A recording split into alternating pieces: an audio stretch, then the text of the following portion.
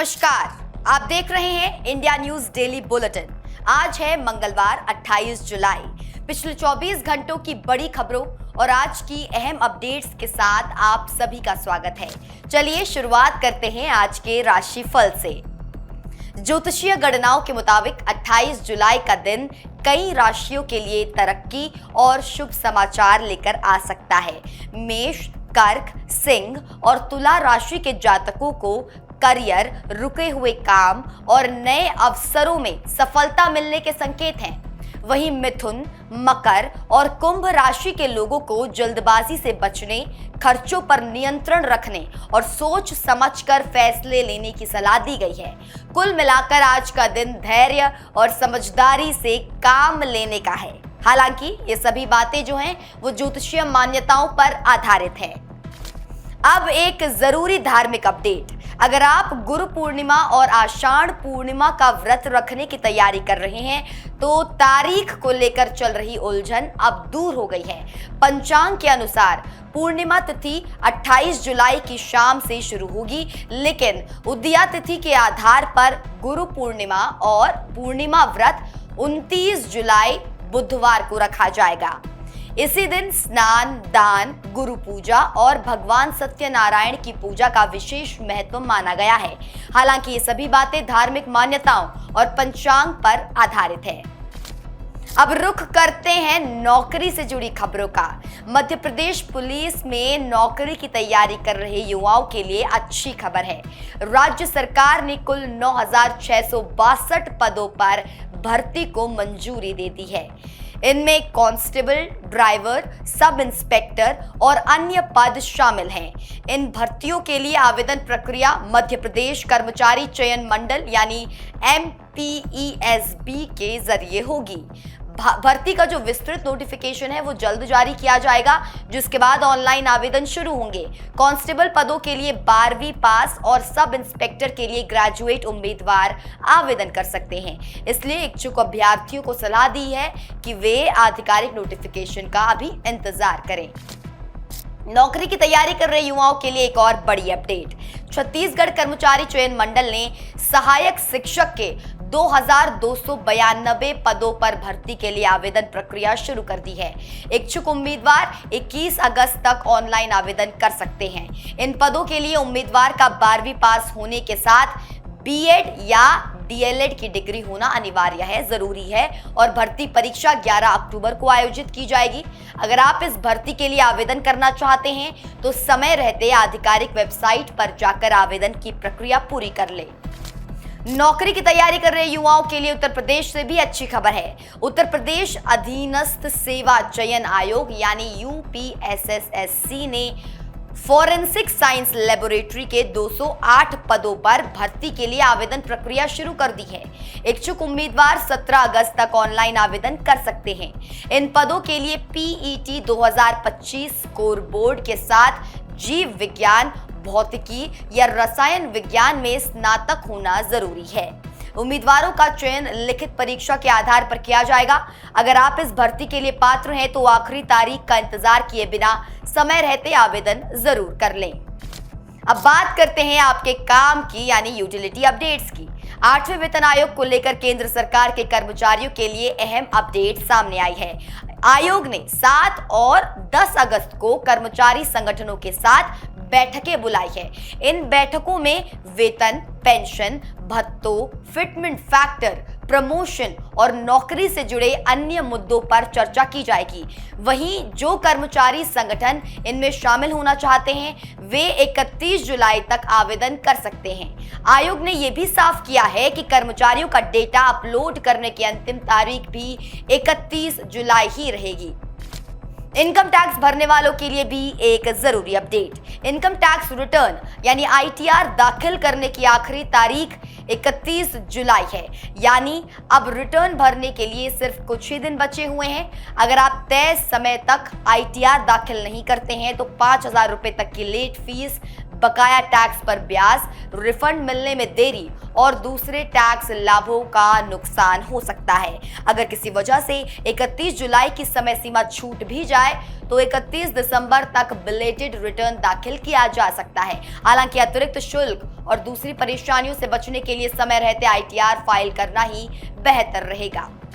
Income tax से जुड़ी एक और अहम अपडेट। इनकम टैक्स विभाग के मुताबिक वित्त वर्ष 2025-26 के लिए अब तक 4 करोड़ से ज्यादा इनकम टैक्स रिटर्न दाखिल किए जा चुके हैं। विभाग ने टैक्स पेयर से अपील की है कि 31 जुलाई की आखिरी तारीख का इंतजार ना करें और समय रहते अपना ITR दाखिल कर दे ताकि जो आखिरी समय है उस समय पोर्टल पर बढ़ते ट्रैफिक या फिर तकनीकी दिक्कतों से बचा जा सके। अगर आपने अभी तक अपना रिटर्न दाखिल नहीं किया है तो जल्द से जल्द ये काम पूरा कर लें। बैंक ग्राहकों के लिए भी एक जरूरी अपडेट। अगर आप अगस्त महीने में बैंक ब्रांच जाकर कोई जरूरी काम करने वाले हैं तो पहले छुट्टियों की लिस्ट जरूर देख लें। अगस्त में अलग अलग राज्यों में कुल 14 दिन बैंक बंद रहेंगे। इन छुट्टियों में रविवार, दूसरा और चौथा शनिवार, स्वतंत्रता दिवस और कई क्षेत्रीय त्योहार शामिल हैं। हालांकि सभी छुट्टियां पूरे देश में एक साथ लागू नहीं होंगी, इसलिए अपने राज्य की बैंक हॉलिडे लिस्ट जरूर देख लें। बैंक शाखाएं बंद रहने के दौरान UPI, internet banking, mobile banking और ATM जैसी डिजिटल सेवाएं सामान्य रूप से उपलब्ध रहेंगी। अब जानते हैं शेयर मार्केट का हाल। तो भारतीय शेयर बाजार में सोमवार 27 जुलाई को जोरदार तेजी देखने को मिली। सेंसेक्स और निफ्टी दोनों करीब 1% चढ़कर बंद हुए। इसके साथ ही बाजार में लगातार 5 दिनों से जारी गिरावट का सिलसिला भी थम गया। 30 शेयरों वाला सेंसेक्स 776 अंक यानी कि 1.02% की बढ़त के साथ 76,835 के स्तर पर बंद हुआ। वहीं निफ्टी 50 भी जो है वो 229 अंक यानी कि 0.96% चढ़कर 23,995 के करीब पहुंच गया। बाजार की इस तेजी का असर मिड कैप और स्मॉल कैप शेयरों पर भी देखने को मिला। निफ्टी मिड कैप 100 इंडेक्स में 1.11% और स्मॉल कैप 100 इंडेक्स में 1.31% की बढ़त दर्ज की गई। इस तेजी के साथ BSE में लिस्टेड कंपनियों का कुल मार्केट कैप करीब 476 लाख करोड़ रुपए से बढ़कर 481 लाख करोड़ रुपए के करीब पहुंच गया। यानी सिर्फ एक कारोबारी दिन में निवेशकों की संपत्ति में करीब 5 लाख करोड़ रुपए का इजाफा हुआ। अब एक नजर सोने चांदी के ताजा भाव पर। आज 24 कैरेट सोने की कीमत लगभग 1,45,000 रुपए प्रति 10 ग्राम के आसपास है, जबकि 22 कैरेट सोना करीब 1,33,000 रुपए प्रति 10 ग्राम बिक रहा है। वहीं चांदी का भाव करीब 2,40,000 रुपए प्रति किलो है। ध्यान रहे कि अलग अलग शहरों में टैक्स और मेकिंग चार्ज के कारण कीमतों में थोड़ा अंतर हो सकता है, तो जरूर चेक कर लें। अब रुख करते हैं देश की बड़ी खबरों का। नीट पेपर लीक विवाद और छात्रों के प्रदर्शन से जुड़े मामलों पर सुप्रीम कोर्ट आज सुनवाई करेगा। सुनवाई के दौरान एक ओर छात्र प्रदर्शन कर रहे छात्रों पर पुलिस बल के कथित अत्यधिक इस्तेमाल से जुड़ी याचिकाओं पर विचार होगा। वहीं प्रदर्शन के दौरान घायल हुए पुलिसकर्मियों के परिजनों की याचिका भी साथ में सुनी जाएगी। सुनवाई से पहले सुप्रीम कोर्ट ने कहा कि शांतिपूर्ण और कानून के दायरे में किया गया प्रदर्शन हर नागरिक का संवैधानिक अधिकार है। वहीं अदालत ये भी देखेगी कि भविष्य में नीट परीक्षा को ऑनलाइन कराने को लेकर सरकार की हाई पावर टास्क फोर्स क्या सिफारिशें देती है। संसद के मॉनसून सत्र से बड़ी खबर। परीक्षाओं में पेपर लीक और नकल पर लगाम लगाने के लिए सरकार ने लोकसभा में public examination prevention of unfair means संशोधन विधेयक 2026 पेश किया है। सरकार का कहना है कि ये विधेयक परीक्षा प्रणाली को और मजबूत बनाने की दिशा में एक अहम कदम है। वहीं इस मुद्दे पर चर्चा के दौरान विपक्ष ने नीट छात्र आंदोलन पर कथित पुलिस कार्रवाई को लेकर हंगामा किया, जिसके चलते लोकसभा और राज्यसभा की कार्यवाही कुछ समय के लिए स्थगित करनी पड़ी। लोकसभा अध्यक्ष ओम बिरला ने सभी दलों से इस महत्वपूर्ण विधेयक पर सार्थक चर्चा करने और परीक्षा व्यवस्था में सुधार के लिए सहयोग की अपील की। देश के स्वास्थ्य क्षेत्र से एक अच्छी खबर। भारत ने 2030 तक हेपेटाइटिस को सार्वजनिक स्वास्थ्य समस्या के तौर पर खत्म करने का लक्ष्य तय किया है। इसके लिए राष्ट्रीय वायरल हेपेटाइटिस नियंत्रण कार्यक्रम के तहत देश भर में जागरूकता, जांच और इलाज की सुविधाओं का विस्तार किया जा रहा है। सरकार की ओर से हेपेटाइटिस बी और सी की मुफ्त जांच और दवाएं उपलब्ध कराई जा रही हैं। साथ ही इन सेवाओं को अब जिला अस्पतालों से लेकर स्थानीय स्वास्थ्य केंद्रों तक पहुंचाया जा रहा है ताकि ज्यादा से ज्यादा लोगों को समय पर इलाज मिल सके। राजनीति से जुड़ी एक और बड़ी खबर। आम आदमी पार्टी के राष्ट्रीय संयोजक अरविंद केजरीवाल ने पंजाब में पेपर लीक के भाजपा के आरोपों को खारिज किया है। केजरीवाल का दावा है कि पंजाब में पेपर लीक नहीं हुआ, बल्कि परीक्षा के दौरान कुछ छात्रों ने स्मार्ट डिवाइसेस के जरिए नकल करने की कोशिश की थी, जिसे समय रहते रोक लिया गया। उन्होंने आरोप लगाया कि भाजपा आम आदमी पार्टी की सरकार को बदनाम करने के लिए झूठे आरोप लगा रही है। वहीं भाजपा लगातार पंजाब में परीक्षा प्रणाली को लेकर सवाल उठाती रही है। इस मुद्दे पर दोनों दलों के बीच राजनीतिक आरोप प्रत्यारोप जारी है। देश की राजनीति से एक और खबर। आम आदमी पार्टी ने केंद्रीय शिक्षा मंत्री धर्मेंद्र प्रधान के इस्तीफे को छात्रों के आंदोलन की बड़ी सफलता बताया है। वहीं पार्टी के राष्ट्रीय संयोजक अरविंद केजरीवाल ने E20 पेट्रोल को लेकर भी केंद्र सरकार से हस्तक्षेप की मांग की। उनका दावा है कि E20 पेट्रोल के इस्तेमाल से कुछ वाहनों के माइलेज और प्रदर्शन पर असर पड़ रहा है। केजरीवाल ने इस मुद्दे पर चर्चा के लिए शनिवार को दिल्ली में एक टाउन हॉल कार्यक्रम आयोजित करने का भी ऐलान किया है, जिसमें विशेषज्ञों और आम लोगों के शामिल होने की बात कही गई है। अब महंगाई से जुड़ी एक अहम खबर।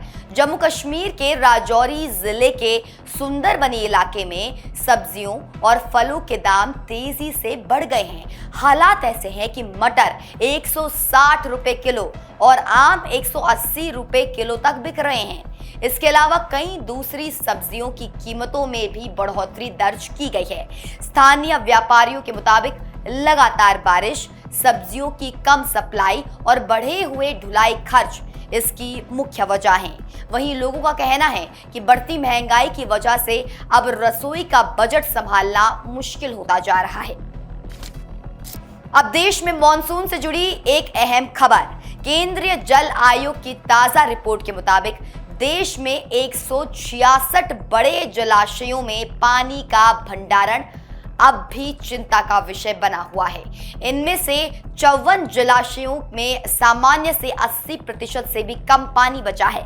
रिपोर्ट के अनुसार 1 जून से अब तक देश में सामान्य से करीब 15% कम बारिश हुई है, जिसका असर जलाशयों के जल स्तर पर साफ दिखाई दे रहा है।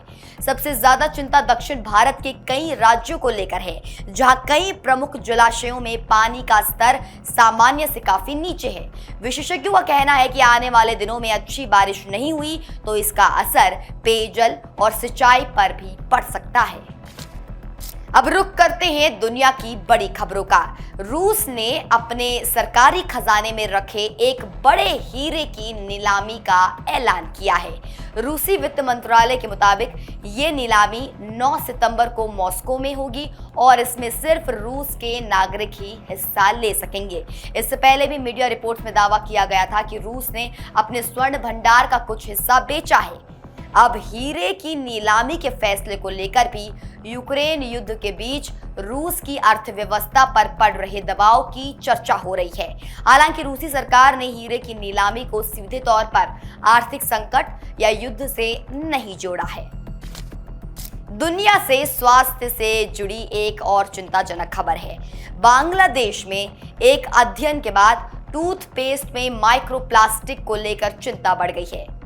Environment and social development organization ESDO की रिपोर्ट के मुताबिक जांच किए गए 34 टूथपेस्ट सैंपल्स में से 26 में माइक्रोप्लास्टिक के कण पाए गए हैं। इनमें कुछ बच्चों के टूथपेस्ट भी शामिल हैं। रिपोर्ट में कहा गया कि माइक्रोप्लास्टिक के लगातार संपर्क का असर स्वास्थ्य पर पड़ सकता है। हालांकि ये निष्कर्ष ESDO के अध्ययन पर आधारित है और संबंधित देशों की ओर से इस पर कोई व्यापक आधिकारिक कार्रवाई या टिप्पणी सामने नहीं आई है। विशेषज्ञों का कहना है कि उपभोक्ताओं को ऐसे मामलों में आधिकारिक स्वास्थ्य एजेंसियों की सलाह और जांच रिपोर्ट पर भी नजर रखनी चाहिए। दुनिया से एक और बड़ी खबर। ईरान ने कैस्पियन सागर में अपने झंडे वाले एक वाणिज्यिक जहाज पर हुए हमले के लिए यूक्रेन को जिम्मेदार ठहराया है। ईरान का दावा है कि इस हमले में एक नाविक की मौत हुई और एक अन्य घायल हुआ। ईरान के विदेश मंत्री अब्बास अरागची ने कहा है कि इस घटना का उचित समय पर जवाब दिया जाएगा और इसे अंतर्राष्ट्रीय कानून का उल्लंघन बताया है। हालांकि यूक्रेन की ओर से इन आरोपों पर अभी तक कोई भी आधिकारिक प्रतिक्रिया सामने नहीं आई है। अमेरिका से एक बड़ी खबर। अमेरिका के कई राज्यों में भीषण गर्मी और लू का प्रकोप बढ़ गया है। रिपोर्ट्स के मुताबिक करीब 4 करोड़ लोग इस समय हीट वेव की चपेट में हैं। मिनेसोटा से लेकर मिसिसिपी तक कई इलाकों में तापमान और उमस लगातार बढ़ रही है। मौसम विशेषज्ञों के अनुसार इसकी बड़ी वजह हीट डोम है। जी हाँ, जिसके कारण गर्म हवा लंबे समय तक एक ही क्षेत्र में फंसी रहती है। स्थिति को देखते हुए प्रशासन ने लोगों से भरपूर पानी पीने, धूप में जाने से बचने और जरूरत पड़ने पर कूलिंग सेंटर का इस्तेमाल करने की अपील की है। यूरोप से एक बड़ी खबर। फ्रांस और स्पेन इन दिनों भीषण जंगल की आग से जूझ रहे हैं। मीडिया रिपोर्ट्स के मुताबिक दोनों देशों में अब तक करीब 3 लाख लोगों को सुरक्षित स्थानों पर पहुंचाया गया है, जबकि लाखों हेक्टेयर जंगल जल चुके हैं। फ्रांस में कई इलाकों में आग तेजी से फैल रही है। वहीं स्पेन ने जो हालात हैं उनको देखते हुए राष्ट्रीय आपातकाल भी घोषित कर दिया है। आग की वजह से कई सड़कें बंद हैं और लोगों को घर खाली करने के आदेश दिए गए हैं। यूरोपीय संघ ने राहत और बचाव अभियान के लिए कई देशों से दमकल टीमों और विमानों को भेजे हैं। अधिकारियों का कहना है कि तेज गर्मी और तेज हवाओं के कारण आग पर काबू पाना अब भी बड़ी चुनौती बना हुआ है। अब बात खेल जगत की। उत्तर प्रदेश के जौनपुर के लिए गर्व की खबर है। वीर बहादुर सिंह पूर्वांचल विश्वविद्यालय के 2 छात्र शिवानी पांडे और अश्विन पांडे अंतर्राष्ट्रीय स्तर पर भारत का प्रतिनिधित्व करेंगे।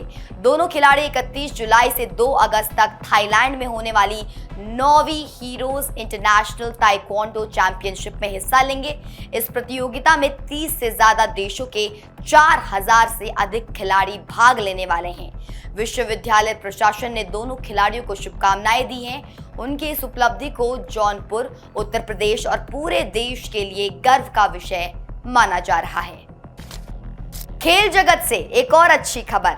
भारतीय star weight lifter Mirabai Chanu ने राष्ट्रमंडल खेलों में स्वर्ण पदक जीतकर देश का नाम रोशन किया। खास बात ये रही कि उन्होंने मुकाबले के दौरान तिरंगे के रंगों से बनी हेयर क्लिप पहनकर देशभक्ति का अनोखा संदेश दिया। स्वर्ण पदक जीतने के बाद राष्ट्रगान के दौरान मीराबाई भावुक हो गई। उन्होंने कहा कि ये आंसू भारत के लिए पहला स्वर्ण पदक जीतने की खुशी और देशवासियों के प्यार व समर्थन का प्रतीक थे। मीराबाई की इस उपलब्धि पर देश भर से उन्हें बधाइयां मिल रही हैं और संसद में भी उनके प्रदर्शन की सराहना की गई। खेल जगत से एक और बड़ी खबर। भारत के राजा मुथुपांडी ने कॉमनवेल्थ गेम्स 2026 की पुरुष 65 किलोग्राम वेट लिफ्टिंग स्पर्धा में शानदार प्रदर्शन करते हुए रजत पदक अपने नाम किया। राजा ने कुल 286 किलोग्राम वजन उठाकर सिल्वर मेडल जीता। उनकी उपलब्धि इसलिए भी खास है क्योंकि कुछ साल पहले कोहनी की गंभीर चोट के कारण उनका करियर खतरे में पड़ गया था, लेकिन उन्होंने दमदार वापसी करते हुए अब अंतर्राष्ट्रीय मंच पर भारत को पदक दिलाया है। उनकी इस सफलता को भारतीय वेट लिफ्टिंग के लिए एक बड़ी उपलब्धि माना जा रहा है। अब बात मनोरंजन जगत की। रामायण पार्ट 1 को लेकर मेकर्स ने एक बड़ा अपडेट साझा किया है। कॉमिक-कॉन के दौरान निर्देशक नितेश तिवारी ने बताया कि फिल्म का पहला भाग ऐसे मोड़ पर खत्म होगा जो दर्शकों को सीधे पार्ट 2 का इंतजार करने पर मजबूर कर देगा। मेकर्स के मुताबिक फिल्म के अंत में महाबली हनुमान की दमदार एंट्री दिखाई जाएगी, जिसके बाद कहानी रावण के खिलाफ होने वाले निर्णायक संघर्ष की ओर बढ़ेगी। रामायणम पार्ट 1 इस साल दिवाली पर रिलीज होगी, जबकि इसका दूसरा भाग 2027 में सिनेमाघरों में आने वाला है। मनोरंजन जगत से एक और अपडेट। करण जौहर का चर्चित रियलिटी शो द ट्रेटर्स दूसरे सीजन के साथ वापसी कर रहा है। शो का नया सीजन 13 अगस्त से स्ट्रीम होगा। इस बार शो में 21 सेलिब्रिटी कंटेस्टेंट्स भरोसे और धोखे के इस खेल का हिस्सा बनेंगे। इनमें मल्लिका शेरावत, मुनव्वर फारूकी और उर्फी जावेद समेत कई चर्चित चेहरे शामिल होने वाले हैं। मेकर्स का दावा है कि इस बार शो में पहले से ज्यादा सस्पेंस, रणनीति और ड्रामा देखने को मिलेगा। मनोरंजन जगत से एक और खबर। TV reality show laughter chefs unlimited entertainment के सीजन 3 का खिताब अली गोनी और जन्नत जुबैर की जोड़ी ने अपने नाम कर लिया है। कुकिंग और कॉमेडी के इस अनोखे शो में दोनों ने पूरे सीजन शानदार तालमेल दिखाया और ग्रैंड फिनाले में ट्रॉफी अपने नाम की। शो को भारती सिंह ने होस्ट किया, जबकि शेफ हरपाल सिंह सोखी जज की भूमिका में नजर आए। जीत के बाद अली और जन्नत ने अपने फैंस का धन्यवाद किया और इस जीत को दर्शकों के प्यार का नतीजा बताया। और आखिर में जाते जाते एक अच्छी खबर भारत की रक्षा ताकत से जुड़ी। डीआरडीओ ने स्वदेशी प्रोजेक्ट कुश के तहत विकसित किए जा रहे एयर डिफेंस सिस्टम के एक इंटरसेप्टर का सफल परीक्षण किया है। ये परियोजना भारत की वायु सुरक्षा को और मजबूत बनाने की दिशा में एक अहम कदम मानी जा रही है। प्रोजेक्ट कुश के तहत अलग अलग रेंज वाले इंटरसेप्टर विकसित किए जा रहे हैं, जो भविष्य में दुश्मन के लड़ाकू विमान, मिसाइल और ड्रोन जैसे हवाई खतरों से निपटने में मदद करेंगे। रक्षा विशेषज्ञों का मानना है कि इस परियोजना के सफल होने से भारत की स्वदेशी रक्षा क्षमता को नई मजबूती मिलेगी और देश आत्मनिर्भर रक्षा तकनीक की दिशा में एक और बड़ा कदम आगे बढ़ाएगा। इसी के साथ फिलहाल के लिए बस इतना ही। देखते रहिए इंडिया न्यूज़ डेली बुलेटिन। नमस्कार।